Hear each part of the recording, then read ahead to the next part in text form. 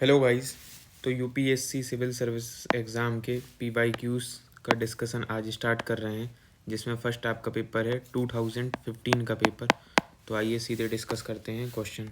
ये इंग्लिश का डिस्कशन होगा, इंग्लिश मीडियम का। तो आइए शुरू करते हैं। पहला क्वेश्चन, प्रधानमंत्री Jan Dhan Yojana has been launched for. Your options are A, providing housing loan to poor people at cheaper interest rate. This is wrong. This is not the thing that is related to the scheme. Second, also wrong. Promoting women's self-help group in backward areas. The correct answer would be C, promoting financial inclusion in the country, because Jan Dhan Yojana has a provisions which promotes financial inclusion in the country by opening the bank accounts of the people. Okay, so next question. Second, with reference to 14 Finance Commission, which of the following is are correct?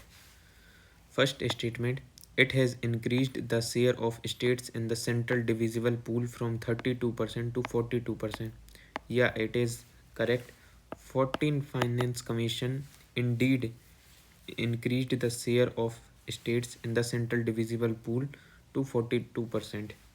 Second statement, it has made recommendation concerning sector specific grants.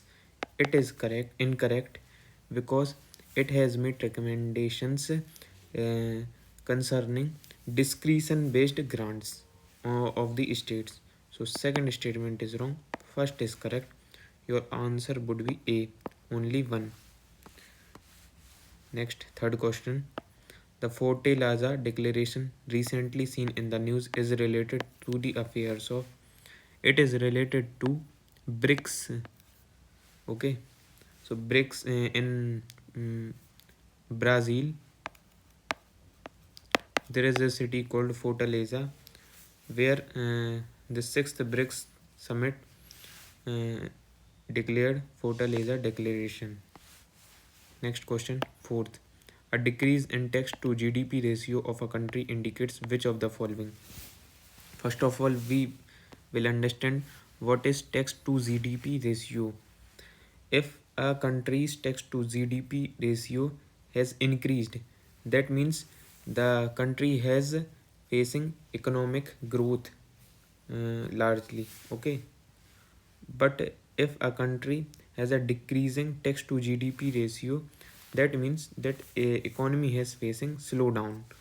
So that is why the first statement is correct. Slowing economic growth rate has the only indication that would be recommended by decrease in tax to GDP ratio.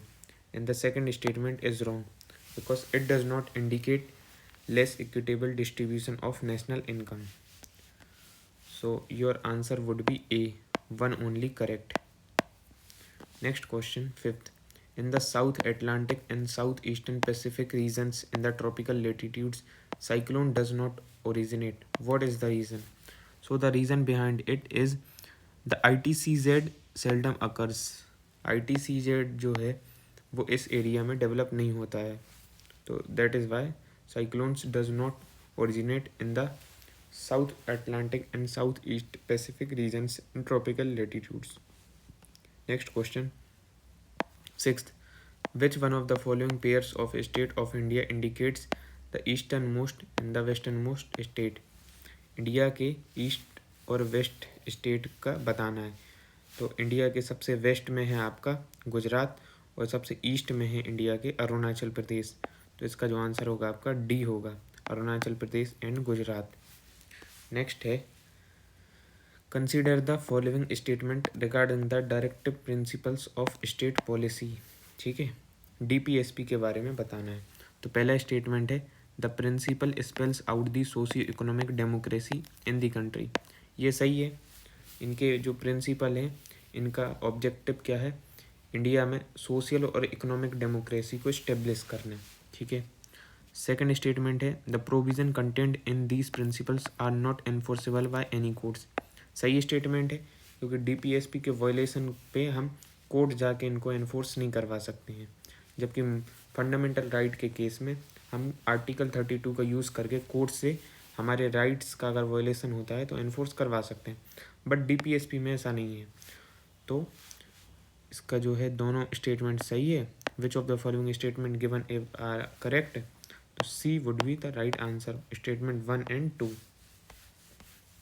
Next question,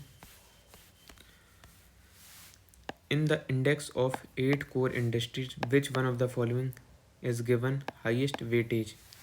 first of all index of 8 core industries में जो overall है उसमें refinery जो products हैं वो सबसे highest है overall में, ठीक है। और फर्टिलाइजर्स जो है वो ओवरऑल उसका लोएस्ट वेटेज है, बट ऑप्शंस में क्या है, इलेक्ट्रिसिटी जनरेशन का हाईएस्ट है, ओके। एंड फर्टिलाइजर का तो सबसे लोएस्ट है ही, तो इलेक्ट्रिसिटी जनरेशन का इसमें है, बट ओवरऑल अगर बात करें तो रिफाइनरी प्रोडक्ट्स का है हाईएस्ट वेटेज और फर्टिलाइजर्स का है लोएस्ट, बट ऑप्शंस के अकॉर्डिंग इलेक्ट्रिसिटी जनरेशन का है इसमें हाईएस्ट। नेक्स्ट है, which one of the following national park is unique in being a swamp with floating vegetation that support a rich biodiversity. तो India का only जो national park है जो कि फ्लोटिंग नेशनल पार्क है, जिसमें जो वहाँ की वेजिटेशन है वो आपको इस तरीके से दिखती है कि वो फ्लोट कर रही है, तैर रही है, जिनको हम फुमडीस कहते हैं। क्या कहते हैं? फुमडीस। तो ये है आपका मणिपुर का केवल लामजाओ नेशनल पार्क, ठीक है, जहाँ पर सांगाई डियर पाए जाते हैं, ठीक है। सांगाई डियर, इनको सांगाई डियर को डांसिंग डियर भी कहते हैं, क्योंकि जब वो फुमडीस पर चलते हैं तो इस तरीके से लगता है कि वो डांस कर रहे हैं, बट वो एक्चुअल में डांस नहीं कर रहे, वो फ्लोट होने की वजह से लगता है। नेक्स्ट है, which of the following statement is are correct regarding national innovation foundation India, NIF। तो NIF is an autonomous body of department of science and technology under the central government. ये statement सही है। इसको in the year 2000 में बनाया गया था under the department of science and technology, okay. Second statement है तो फर्स्ट इसका सही है। NIF is an initiative to strengthen the highly advance scientific research in India's premier scientific institution in collaboration with highly advanced foreign institution.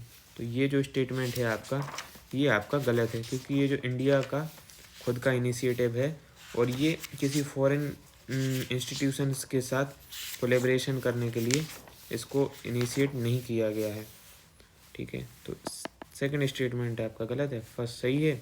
Select the correct answer given, तो इसमें आपका ए हो जाएगा ओनली 1, ठीक है। तो आज के लिए हमने 10 क्वेश्चन कंप्लीट करे हैं। 2015 का पेपर है ये, और इसी तरीके से हम फुल पेपर को करेंगे कंप्लीट। तो हमारा टारगेट है कि 2015 से 2025 तक के जितने भी PYQ हैं उनको कवर करें और आपको ज़्यादा से ज़्यादा PYQ का यूटिलाइजेशन करवा पाएँ।